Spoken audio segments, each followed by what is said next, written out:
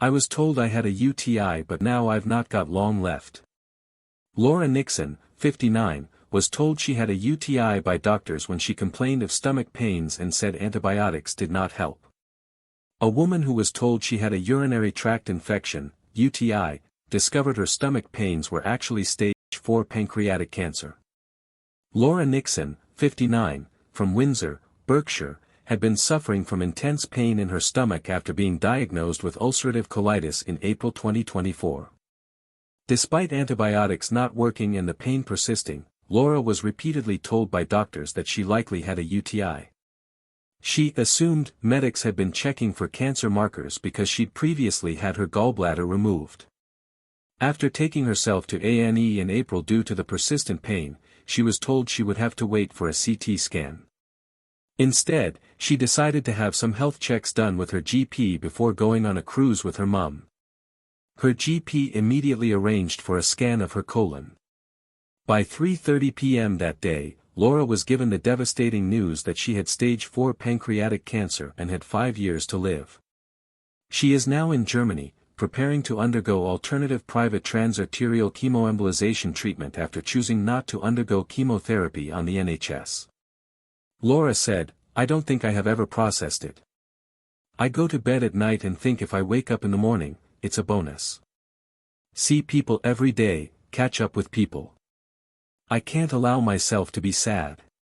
There's no point in being angry with people as you can't go back, but I worry about people going through the same thing." Following her diagnosis, Laura believed the 5-year estimate wasn't accurate. Instead, she reckoned she had just months left. She explained, "I researched it with the condition and the size of the tumor and I thought it was more like 3 months, no way was it going to be 5 years. I got an appointment with the oncologist at the beginning of August and I was diagnosed on July 11th. My first chemo would have been on August 29th and I feared maybe I might have lasted 8 months. Rather than accepting this, Laura investigated alternative private treatments and started fundraising to cover some of the £65,000 expense. Much of the therapy was paid for by her mum, who dipped into her life savings. She said, "I did more research, I looked into a clinic in Germany, and I've paid £60,000 for private treatment, which will aim to starve the tumor, which should relieve some of the pain."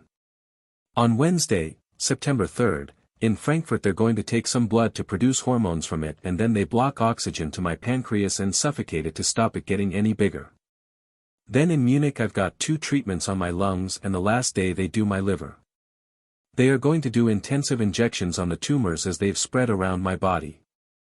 It'll be 2.5 weeks in Frankfurt and then 2 weeks in Munich. I'm going on my own, I can't take my mum with me as she needs to look after the cats and my house is on the market. I've borrowed the money off my mum to pay for this and that's her entire life savings gone now. The treatment should give me a 40% to 60% chance of living 2 years. It's still palliative, but I'm not worried about dying, I'm worried about who I leave behind. My oncologist said they don't offer this treatment on the NHS because they don't know if it works. Despite the uncertainty, Laura isn't dwelling on the past. She said, "It's been a complete mess. I don't blame my GP at all, he's been so good and pressing for answers for a long time. He's amazing, I feel so sad for him as he's completely devastated. I just have to accept it and hope for the best." The standard NHS procedure involves chemotherapy and surgery, and while transarterial chemoembolization treatment is available privately in the UK, it can cost significantly more than what Laura is paying in Germany. You can support Laura via GoFundMe.